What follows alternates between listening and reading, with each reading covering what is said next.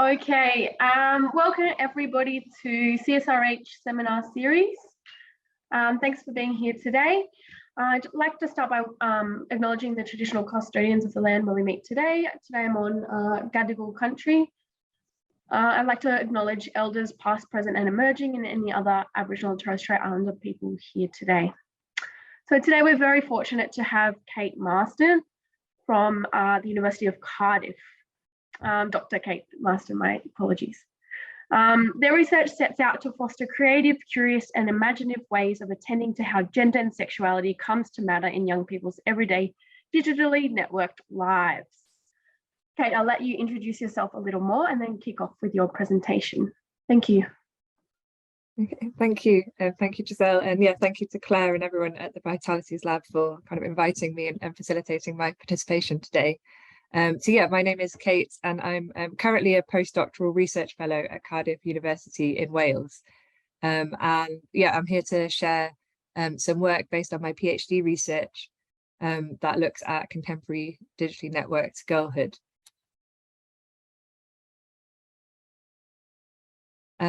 So I'm going to start today kind of giving a background and sort of talking through my research project and sort of how I went about kind of coming up with this workshop that I delivered with young people as part of my project called the Fabricating Future Bodies workshop. And then I'll share a film that sort of brings to life how I kind of analyze some of the creative and arts-based materials that the young people produced. And then at the end, there'll be space for some kind of questions and discussion.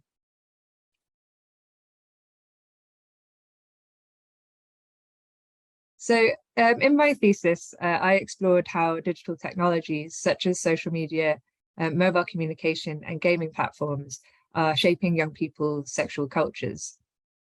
So while a lot of the research on young people's digital sexual cultures has maintained a sort of narrow focus on risk and harm, and limited what digital practices were considered relevant and for whom. My thesis sought to contribute to a growing body of scholarship that's supporting children and young people to navigate the complexities of an ever-changing digital sexual age. So I worked with a socioeconomically and culturally diverse sample of 25 young people who were aged 11 to 18 years old from England and Wales, and I recruited these from sort of schools and youth groups in each area. And rather than focusing on a predefined sort of set of digital practices, such as sort of sexting or selfies or cyberbullying, I set out to kind of foster a kind of creative and curious approach that allowed participants to identify which digital practices mattered to them. So over a period of 15 months, I employed a range of creative visual and arts-based methods in group and individual interviews to explore a flexible set of core issues, including sort of like how they would map their digital worlds, the different sort of relationships they enjoyed online, networked body cultures, as well as sort of media discourses surrounding young people's digital practices.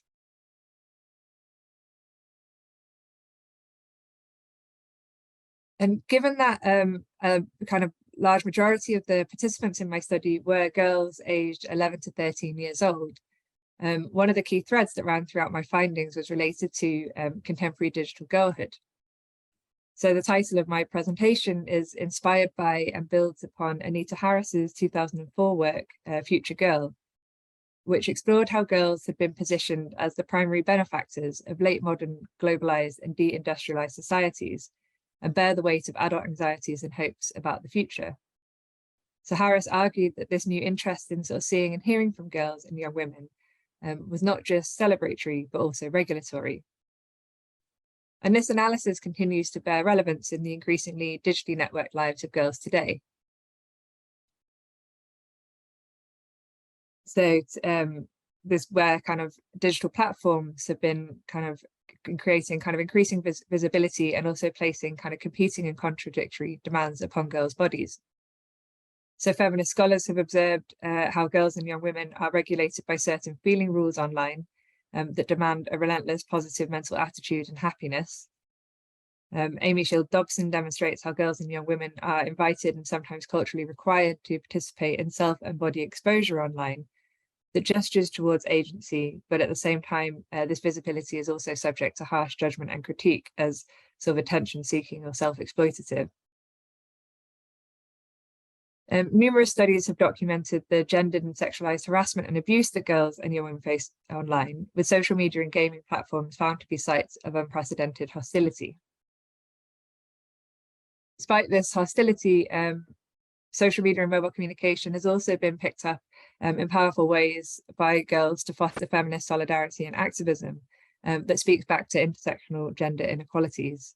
And these books on the screen are just some of the examples of where this sort of research and work is discussed.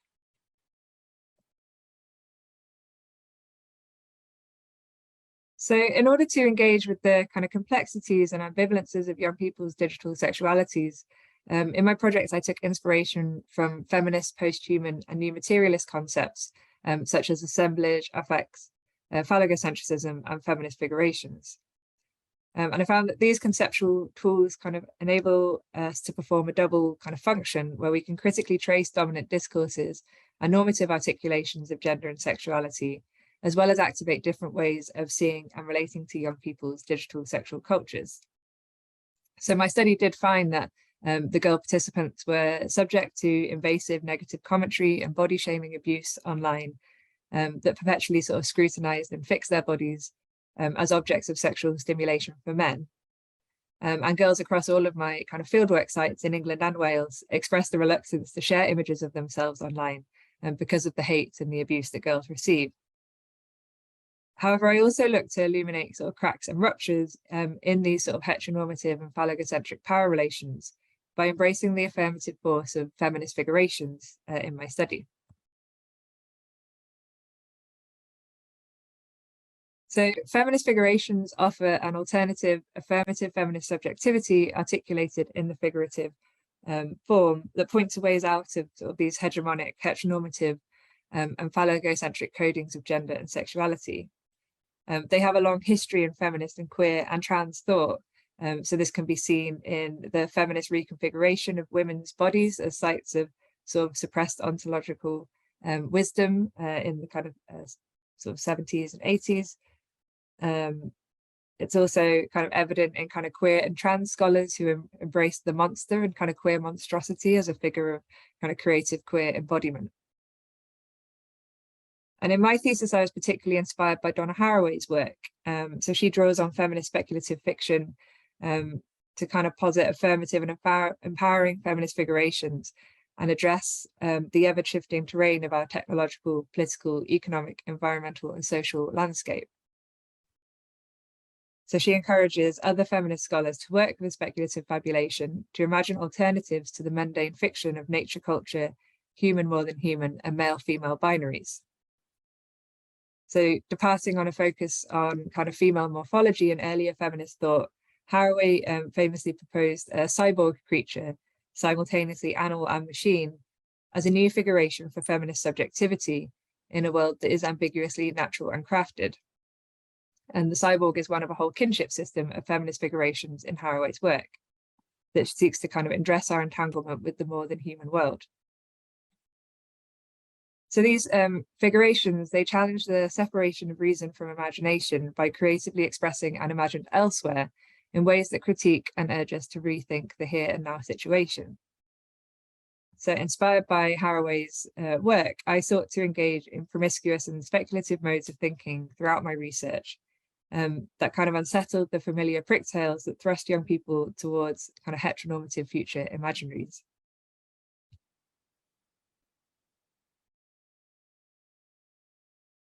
And one of the ways that I engaged in this sort of promiscuous modes of thinking in my PhD was through assembling and kind of diffractively reading data that pointed to the changing possibilities of what a body can be, do and become online. So departing from a focus just on sort of self-presentation, I decentered the human body as a central focus of concern. Or this was something that kind of emerged in the data, the visual data that the young people produced. And that when I asked them to kind of generate pictures of social media content that made them feel good in their bodies, it was often not focused on the human, but focused on food, pets, nature, and so on. And so in my thesis, I considered how these kind of images kind of displaced the disciplinary phallic male gaze from the female body and evoked different kind of bodily imaginaries for the participants. And these sort of emerging findings from my fieldwork highlighted that young people's digitally networked bodies could be the site of all sorts of kind of connections and linkages that kind of blurred the boundaries between the human and the more than human, the organic and the simulated, and the masculine and the feminine. So in order to kind of creatively and critically engage with these findings further, I kind of concluded my fieldwork and research with the young people by hosting a workshop called the Fabricating Future Bodies workshop that sought to reanimate these emerging findings about the changing nature of the digitally networked body using different arts-based methods.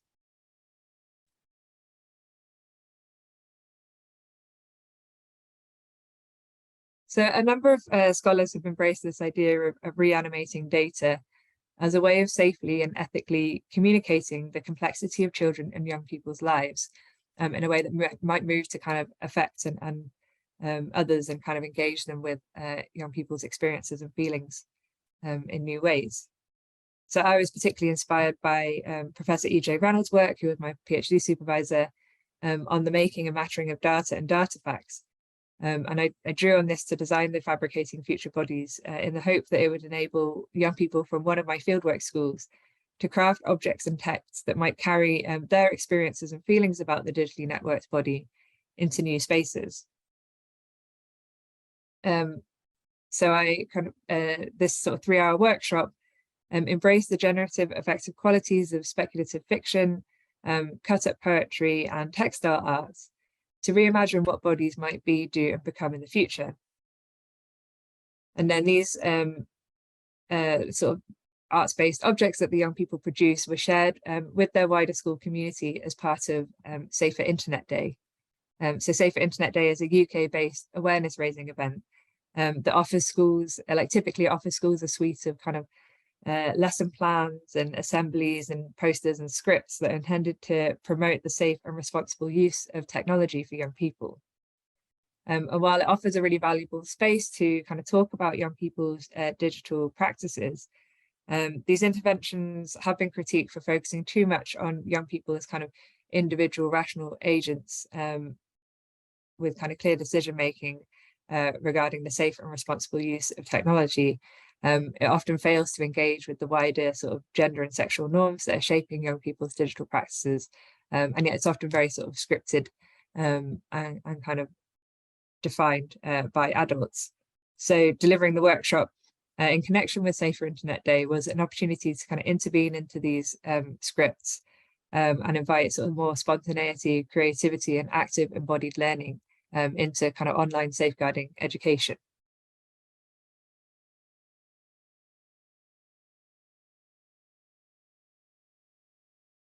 So the workshop took place at Green City School. So this was a secondary school in an affluent suburb that drew pupils from socioeconomically and ethnically diverse backgrounds.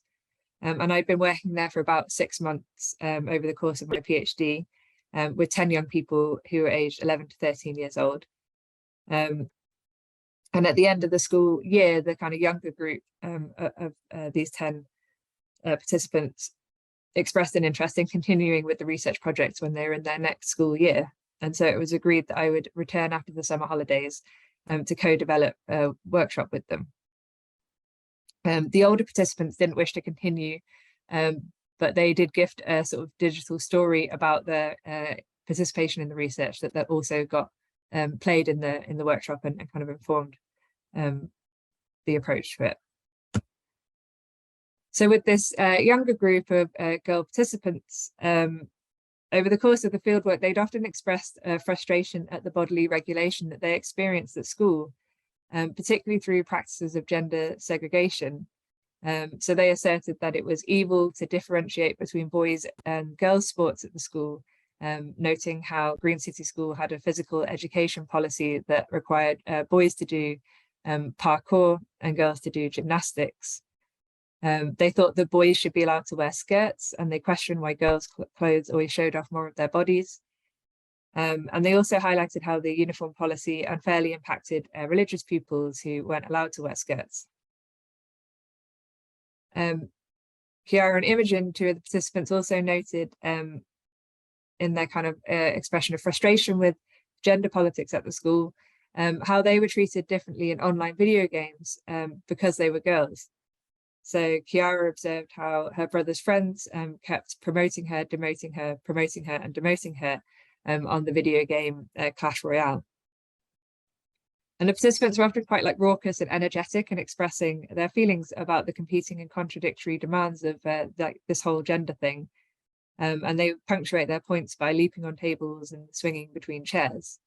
And as I'll kind of talk through, it was interesting to see how this sort of energy within the sort of closed fieldwork sessions then travelled into the wider school space through the workshop.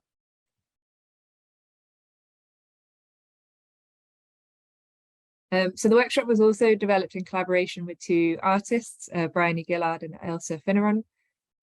So in 2018, Bryony and I had been working together on a youth engagement project. And through this working together, we sort of were talking about Bryony's practice of using speculative fiction with young people. And we began to discuss how these techniques could be applied to my research to kind of reanimate emerging findings.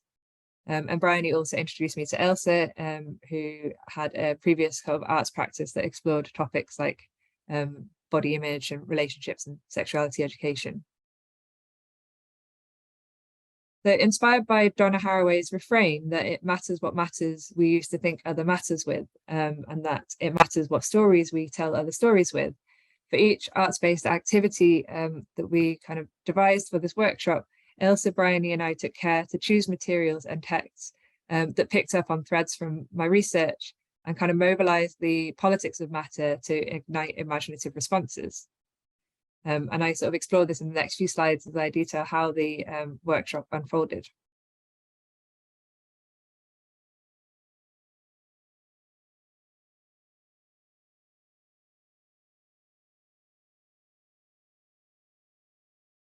So in this Fabricating Future Bodies workshop, after an initial kind of warm-up activity with the participants, where they were invited to think about the digitally networked body, they were then put into groups and asked to, so there was about sort of 15 young people in this workshop, and it included 5 of the original research participants from Green City School.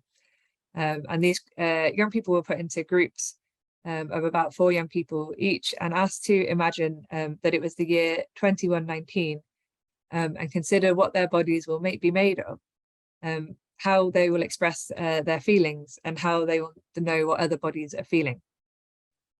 And each group was then provided with a selection of texts that they were invited to kind of underline and cut out words or phrases from that grabbed their attention to assemble this piece of speculative fiction that responded to one of these questions. So these texts that they were provided with were sort of included sort of anonymized research quotes alongside extracts from speculative fiction literature, popular culture, contemporary art, news, academic texts, all of which provided quite rich descriptions of bodies, feelings, and technologies. Drawing on this kind of wider range of texts was inspired in part by McClure, Holmes, McRae, and Jones. So in their study, they purposefully kind of interfere with the everyday banality of video data from a classroom ethnography by intercutting it with visual images and text from a range of other contexts to see how this might spark new connections, thoughts and sensations and reflections amongst the teachers. And so the texts that we introduced into this activity were intended to kind of provide inspiration, but also to inject a plurality of critical and creative voices that challenge some of the dominant narratives around bodily ideals. So as Ella Bryans observed, speculative fiction has long shaped the popular imaginary around new technologies and operated as a site where advances in science and technology are debated, elaborated and reimagined. And while mainstream speculative fiction has tended to uncritically reinforce the figure of the white male savior, and his Western imperialist vision of rational scientific progress. The genre also has a long-standing history of challenging sort of normative understandings of gender, sexuality, ability, and race as they intersect with technoscience.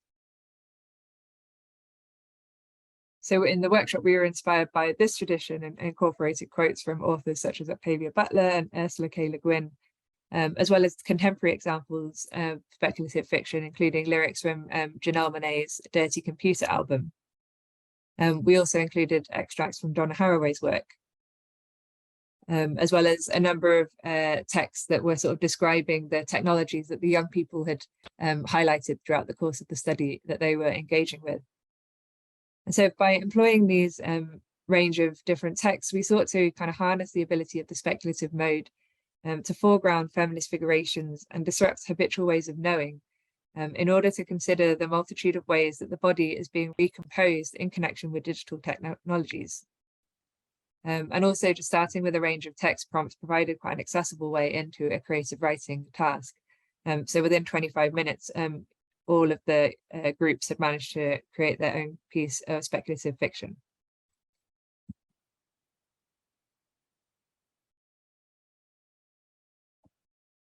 Once every group had kind of written their speculative text, they were then asked to create a bodily pose that reflected a feeling from their speculative fiction.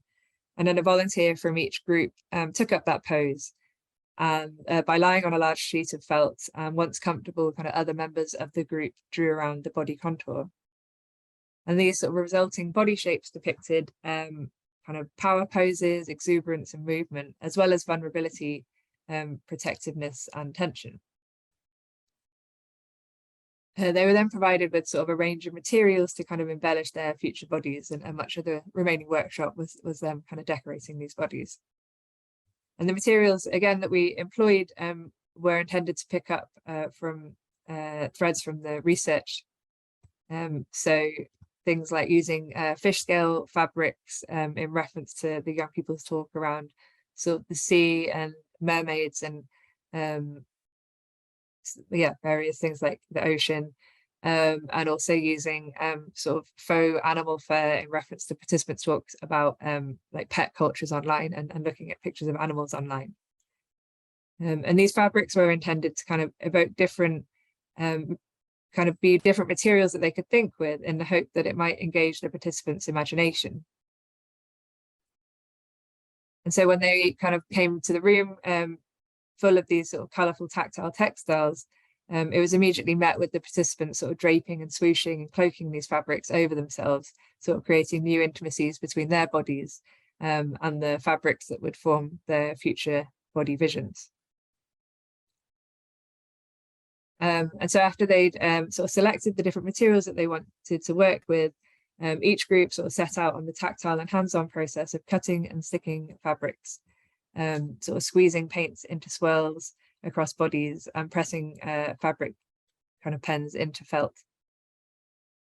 And building on the cut up text with these sort of this fabricating future bodies activity enabled the participants to give sort of force to their future body visions in a way that also engaged their bodies in the process. So this practice is kind of quite similar to body mapping, which has been used in wider sexuality research and education as a way of kind of working with and on the body to explore the sensual and emotional aspects of bodily norms in safe, lively and dynamic ways. And it was a way of thinking about how to kind of engage the body in the process of thinking about kind of online, in the process of an online safeguarding education workshop. And although sort of working with textiles might seem sort of counterintuitive to a project on young people's digital practices, one of the things I was interested in and thinking through is the way that these sort of materials also tapped into the kind of material history of computer science. So modern computing can be linked back to the intricate jacquard loom, which is kind of where sort of the sort of technology of binary code and algorithms kind of come from, and this is a history that's being kind of tapped into and explored by various artists at the moment, including Ari Lee, who looks at this kind of history and connection between women and weaving and contemporary computer science. So I was interested in how we could think kind of differently about these sort of gendered histories of technology as well in this work.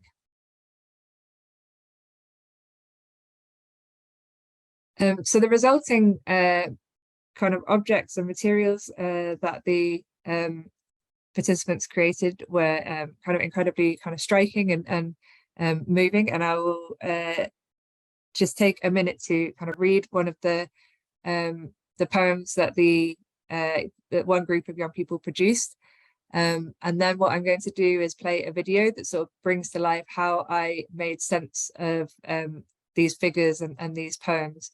So my approach to kind of analyzing what the young people produced was to kind of read it through and kind of use what they produced to guide me through some of the other data that I had collected over the course of the study. So as you'll see in the film, I kind of that I will play shortly, I kind of read this poem and this kind of body figure through different kind of YouTubers and other kind of content that the young people had kind of referenced throughout the study, and it kind of helps to kind of bring to life some of what they had been telling me previously. But I'll just take a moment to read the poem out loud first. Stop my screen share for a second.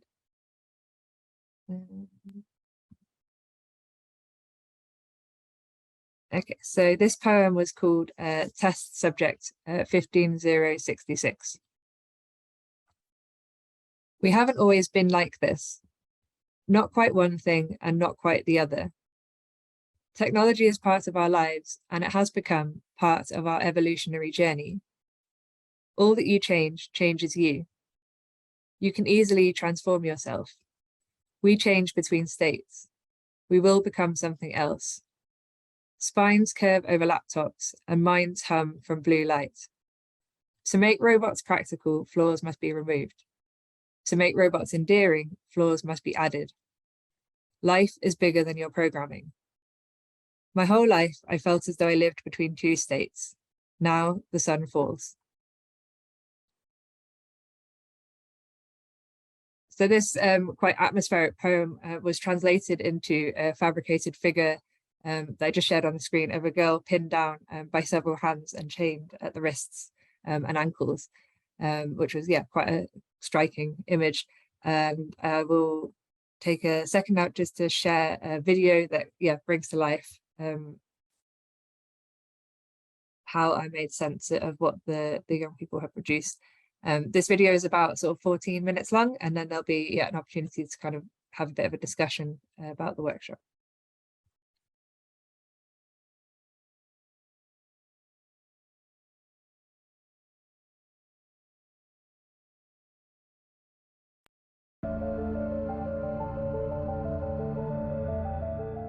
Science fiction has often inspired fantasies of escaping the flesh by plugging into a disembodied cyberspace.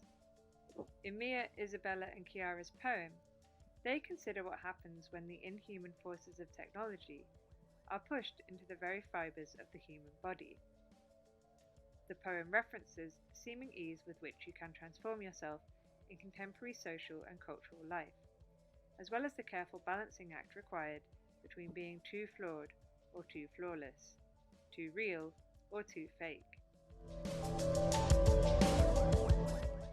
This atmospheric poem was translated into a disconcerting fabricated figure of a girl chained at the wrists and ankles. A green microchip is sticking out of her brain. The fabricated figure is annotated as Test Subject 15066, with the group elaborating that she is now an it, one amongst many, to voluntarily undergo this microchipping procedure. The figure offers a striking dystopic vision of girlhood that powerfully unsettles the idealized images of girls as vanguards of social change that can be seen in much of contemporary popular culture. This is Project Upgrade, and it is a mirror that is touchscreen. This has the time on it. You have the weather over here. You can figure out what you're going to wear during the day. Then you also have reminders And if you click the reminder, it'll pop up. You can connect your Google Calendar. One of the coolest things we wanted to do with this mirror is put affirmations or inspiring quotes. So when you wake up, some of the first things you see is something very positive and makes you happy. Quotes like, "I will overcome anything," or "I will persevere." Also, a really cool thing about this mirror is that you can watch YouTube videos on it. Like, that's me doing my makeup tutorial. I could be like, okay, she's doing that eyeshadow, so I'm gonna copy it. Feminist scholars have observed how investment in the body is seen to aid women's social mobility, yet comes with intense forms of surveillance and scrutiny that operate as new modalities of constraint.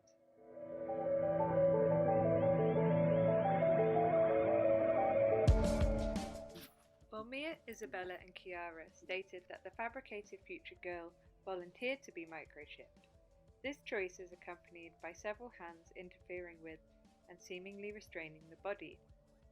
Labelling the fabricated figure Test Subject 15066 suggests a lack of agency or identity, indicating that this is an experimental procedure that has been conducted with unknown results on thousands before. Rather than upgrading to an empowered self, the fabricated future girl complicates neoliberal logics of rational consent and individual humanist agency, which underpin the construction of girls as newly free. Throughout my study, participants evidenced the persistence of conservative gender and sexual relations through their everyday encounters with feminized technology. This included the docile and compliant virtual personal assistants Alexa and Siri, as well as digitally fabricated social media models such as Lil Miquela.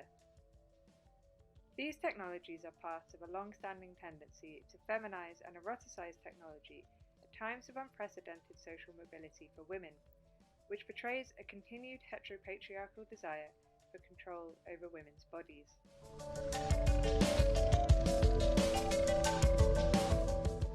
Rosie Braidotti details how the machine women of Marcel Lehouber's L'Inhumane and Fritz Lang's Metropolis recast fear and desire towards the technological innovation of the Industrial Revolution into an ancestral patriarchal suspicion towards women and women in positions of power.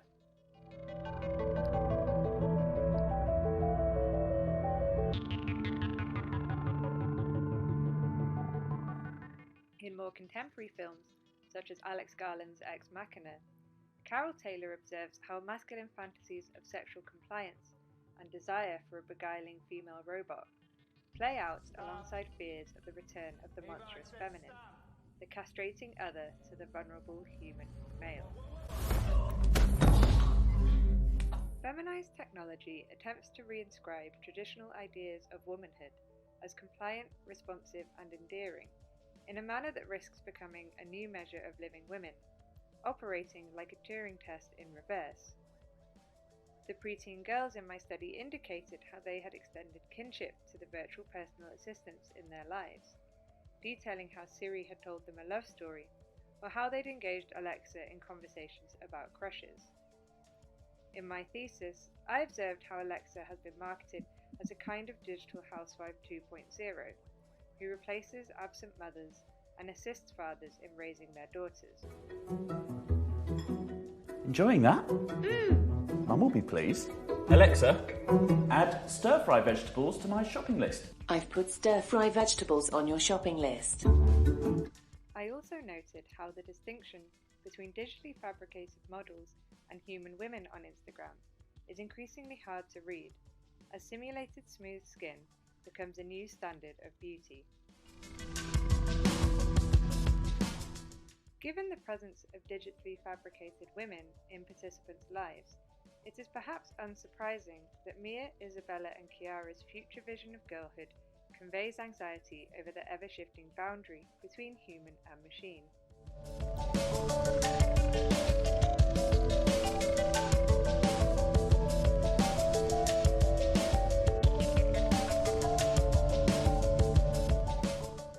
The poem's portrayal of a body in transformation, shifting between states and in the process of becoming something else as the sun falls, could be read as an allegory of the physiological flux of sexual puberty and entry into womanhood, particularly as it was created by preteen girls at an age typically associated with pubescence. Here, sexual maturation is marked not by menarche, but the force of technological intrusion, capture, and control. Reynolds and Ringrose highlight how puberty has long acted as a site for social and cultural anxieties surrounding girls as both bearers of power and objects of risk. In line with popular representations of possessed, demonized, or otherwise monstrous pubescent girls, Mia's, Isabella's, and Chiara's vision of adolescent transformation resembles a Frankensteinian monster that has been rendered into a dehumanized and monstrous it through technological experimentation. Considered the first science fiction novel, Mary Shelley's Frankenstein tells the story of an overreaching young Enlightenment-era scientist who attempts to master nature by creating new forms of life, but succeeds only in constructing a hideous monster. Crucially, however, the scientist fails to master the monster he makes, as he cannot control its mind or its feelings.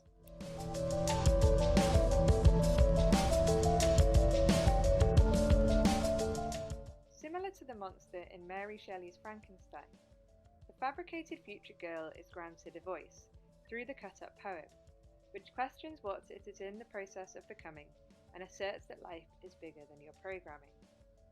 This line suggests an ability to undo the coding of the body. Significantly, the fabricated future girl refuted and exceeded Mia, Isabella, and Chiara's own creative intentions, as they observed that she was meant to look sad, not scary. The figure's sharp teeth and beaming red eyes give the restrained figure a threatening edge, as if it might rip itself free from its chains and wreak havoc on its creators.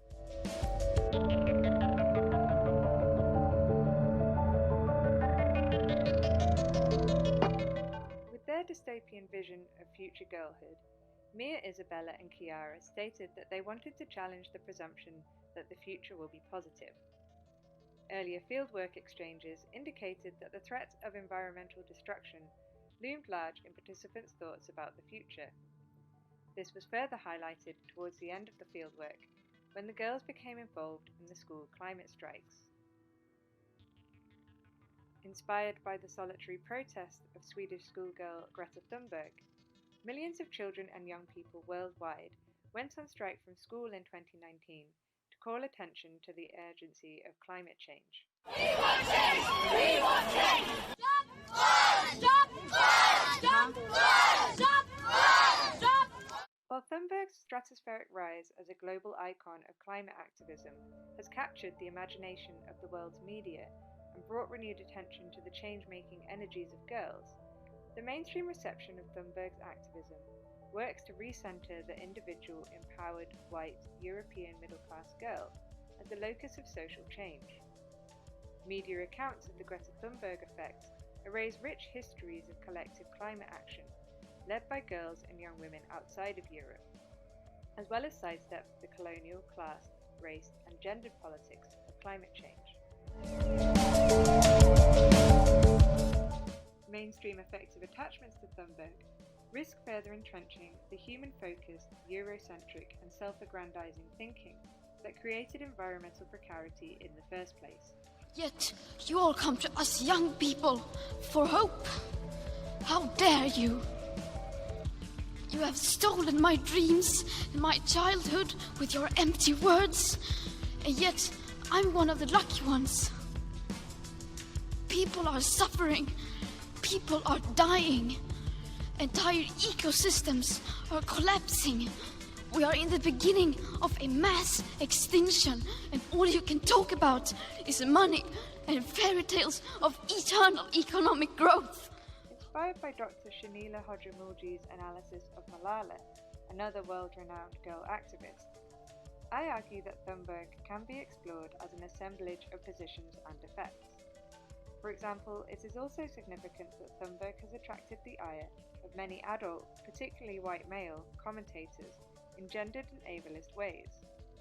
In particular, she has been ridiculed for her supposedly robotic body language and facial expression, with one white male French intellectual describing her as having a cyborg face that ignores emotion, like those silicone dolls heralding the end of humanity, the post-human era. The comparison of Thunberg to a robot not only plays on the ableist trope that people with Asperger's are machine-like, but blurs the boundaries between the social categories of girl and machine.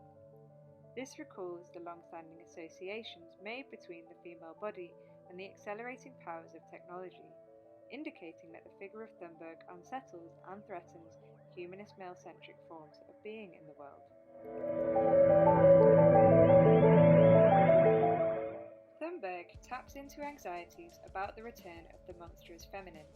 As a teenage girl who unflinchingly chastises adult policymakers for their failure to tackle the climate crisis and harnesses the power of social media to amplify her voice. In this sense, Thunberg is a cyborgian figure, whose activist effects travel through the productive linkage and exchange of energies across social media and wider communities of young people. Through her networked activism, Thunberg works to temporarily reroute the circuits that bind technology to heteropatriarchal power structures. The girls at Green City School learnt about Thunberg through Instagram, which prompted them to co-create a huge WhatsApp group chat that reached over 100 classmates and facilitated their participation in the climate strikes. Participating in the school climate strikes plugged Mia, Isabella Sapper and Imogen into a public political protest that connected them to other young activists beyond the confines of Green City School, which had struggled to support their change-making energies. Joining this mass movement disrupted and refigured how their bodies were usually fixed and the bodily regulation that they strongly felt at school and online. Following the first climate strike, they shared images with me of them stood in fountains outside of city council buildings, as well as shouting and brandishing placards that expressed their anger at adult inaction. The group spoke energetically about how their activism had garnered visibility, with people wanting to photograph their placards and banners for the local news. Not only did the protests disrupt the way in which their bodies were usually fixed and restrained, but by participating in their local climate strike, they joined hundreds of children and young people who collectively brought their city centre to a standstill for an afternoon by blocking the movement of cars through the streets.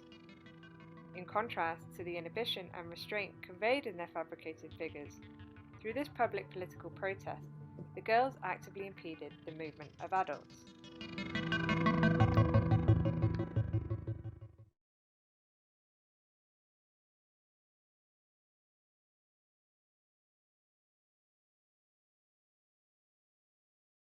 Okay, so that is how I kind of brought to life some of the analysis that I offered in my thesis, and kind of read what the participant had produced through what they had said previously, and also the activism that they got involved in through the course of my research, and how that kind of came into shape what I was learning about their digital cultures. But yeah, I'd like to kind of open it up now for kind of any questions or discussion about the research and the workshop. Yeah, thanks so much, Kate. That was great. So let's start with the question from Megan around the demographics of the project and about which culturally and linguistically diverse groups participated. Yeah, sorry, I'm trying to find the question there so I can. Yeah, so the participants were, so particularly from Green City School. So with this younger group of participants that I talk about in this project, it was they were largely sort of a group of white middle class girls, except for one participant who had South Asian and Sikh heritage. And then the older group of participants from that school were more diverse and from kind of Muslim backgrounds. And then I also worked with groups of young people in Wales that were from quite kind of rural working class backgrounds, from the kind of Welsh valleys, as well as other sort of middle class groups in England. So there was sort of the majority of my participants were in the kind of 11 to 13 age range from this school, Green City School. And then there was another group from the Welsh Valleys, and then there was a few sort of older participants from sort of colleges in England, and an LGBTQ plus youth group in Wales as well. So that was sort of my participants. Okay, we've got another question here from Madeline. Can you tell us more about how the girls engaged with the workshop? How did that workshop affect your reading of previously collected data? Thank you. That's a great question. So the girls were really engaged in the workshop. I forgot to reference it in the presentation, but I have a paper out that looks at the sort of the politics of the participation in the workshop and the co-production of the workshop, and it looks at the fact that there was an issue in that the girls that I'd worked with for by almost a year by that point, they were all kind of very prepared for, and I think kind of understood the process of engaging in an arts-based workshop, because I'd been sort of exploring their digital cultures with these methods for some time, whereas some of the other young people in the workshop, I think it was a little bit more unfamiliar, and I think we're a little bit confused about what that had to do with online safeguarding, because I hadn't had the same amount of time to do kind of the preparatory work with them, although what they produced was still really interesting. But yeah, the girls were like really excited for the workshop, and it was interesting as well to observe how it shifted. They'd been very, as I said, kind of energetic within the kind of closed sort of lunchtime fieldwork sessions where it was just them and their friends, and they were kind of a lot quieter in the kind of wider school setting, and it kind of made me observe how they were outside of where I'd been meeting them for the kind of past year. But and I think initially I felt after the workshop like a bit sad that the images, the things that they produced were sort of quite dystopic and not as sort of, didn't have the same kind of energy and kind of hope and sort of bubbly sort of effects that there had been in the other workshops. But as the more time that I spent engaging with what they'd produced, I realized how kind of rich that data was, and how actually it was kind of providing a space for them to actually talk about these really difficult feelings that they hadn't articulated as clearly through. I think they'd always been really keen to say that social media is good and didn't want to have their practices to be sort of judged or dismissed, but it seemed to create a space where they could actually talk about some of their difficult experiences online through this sort of distancing technique of thinking about the future. And they also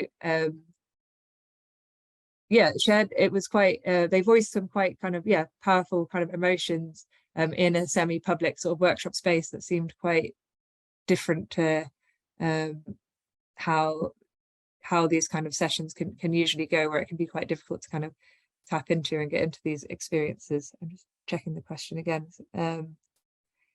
So yeah, I think it made me go back and look at the shifting kind of emotions and effects that I'd noticed throughout the workshop, where there'd been this quite, if I just stopped engaging with the young people after a couple of months, I probably would have concluded that they had this real kind of girl power change making energy, but having participated and worked in the school for over a year, I saw how they kept coming up against these sort of blocks to the sort of desire to see things change in the school, and that so their kind of resulting kind of images of feeling very kind of regulated and controlled sort of made a lot more sense to me, and I was able to kind of draw that out through the way I read the data. See another question here from Megan. I'm trying to sorry, I'm struggling to see all of the chat. Yes, we have a couple more.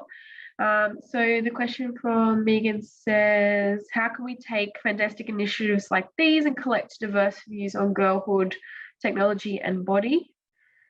So maybe you'd like to reflect on kind of the kinds of projects that you've been doing since this study, and what kinds of future directions you see that there are after that. Yeah, so what I would really like, I haven't had a chance to do this so much because of the pandemic and kind of access to schools being kind of limited, but I would have liked, as part of my fellowship, to kind of go out and deliver this workshop in other ways with other groups of girls, and I hope that that will be something that I get to do in the future, to kind of see how it travels and the different ways that kind of young people engage with it. But I have been sharing the workshop with teachers as a way of sort of encouraging them to think about more creative ways of engaging with online safeguarding education, and it's definitely generated a lot of interest. So I hope that if I can continue, that I might be able to work with schools to maybe think about doing these workshops as part of their online safeguarding programs, and then I could sort of research that sort of process and kind of continue to explore the sort of value of this sort of speculative mode. And yeah, I'm working on another project at the moment, but I'll that's sort of thinking through other ways of working with the speculative to think about the relationship between gender and technology and nature and climate change, which was a sort of theme that came up through the project. Great. So there's another question here from Claire that says, such a brilliant presentation. Thank you, Kate. Such rich data. I'm really curious about the way that food came up in the images that the participants selected as things that made them feel good, as well as animals, especially given it didn't seem as big of a theme in the later fabricated objects and poems, perhaps. What did you make of that? Yeah, those images were from a group of LGBTQ plus young people in Wales. So it didn't, although the group at Green City School did talk about pet cultures and having more pictures of like cats on their phone, people, and did talk about things about kind of wanting to be like mermaids and other kind of things about the more than human world that sort of came up in the workshop. The particular kind of food and pets thing was from another group of young people, so it didn't come up as much in that workshop. But I do have a paper that's sort of forthcoming in the Journal of Gender Studies that looks at that group in Wales and how they were engaging with food and pet cultures and how that sort of was gendered and how that kind of changed our ideas of gender. So for example, the food images was collected by a sort of teenage boy, and it kind of who was like vegan and queer, and the way that he was engaging with food cultures online quite disrupted some of our ideas around the kind of gendered politics of food and how we think about kind of masculine embodiment. And I've got a paper coming out that's exploring that data more. Certainly one to watch out for. Do we have any other questions?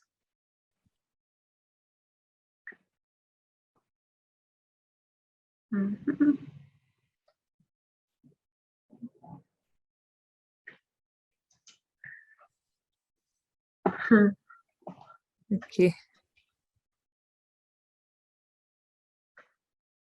So maybe there is some scope to talk more about. You started talking about the other project that you're currently working on. Would you like to talk more about that? Yeah, so I was interested in sort of trying to think about other ways of playing around with the speculative in research on young people's digital cultures. I am thinking about that. So this project I sort of was trying to draw out a connection to, so maybe like the history of where computer technology sort of came from, looking at textile arts. With my current project, I was sort of thinking about the future directions of where this technology is going. So I've been exploring this idea of fungi being the Earth's natural internet as a way of disrupting the kind of separation of the natural and the technological, and kind of intervening into these sort of ideas that young people are suffering from nature deficit disorder, and that technology is kind of impeding their relationship to nature. And I'm kind of looking at how nature can be a site to actually talk to young people about their digital cultures through exploring fungi and the Earth's natural internet. So I'm working with a group of young people in Wales to look at the stories that are told about fungi in the National Museum of Wales, in order to encourage them to think of them as a place of exploring their own identities and relationship to network communication, which is quite, yeah, I feel like it's quite complicated to explain how I've like made that leap, but there are some really interesting kind of connections between this project that I just did and what's kind of coming out of the new project. So I'm looking forward to writing that up once I've sort of figured out all of those different threads and connections. But there's in Bristol, actually, where I'm based, there are scientists creating living computer devices out of fungi. So this idea that sort of technology is separate from the natural world is sort of doesn't really hold anymore, because we might have fungal computers in the future. Wow. Okay. Well, I'll just invite anyone that wishes to do so to turn on the camera and say a quick hello and thank you to Kate. Thanks so much, Kate, for being here for the Centre for Social Research and Health seminar series. Really loved having you. It's been very interesting. And there'll be more seminars coming up soon. If anyone you know has missed this seminar, you're welcome to, everyone will receive the recording by email, so you're welcome to forward that on as well. So thanks so much, Kate, and enjoy your evenings and day for you. Thank you.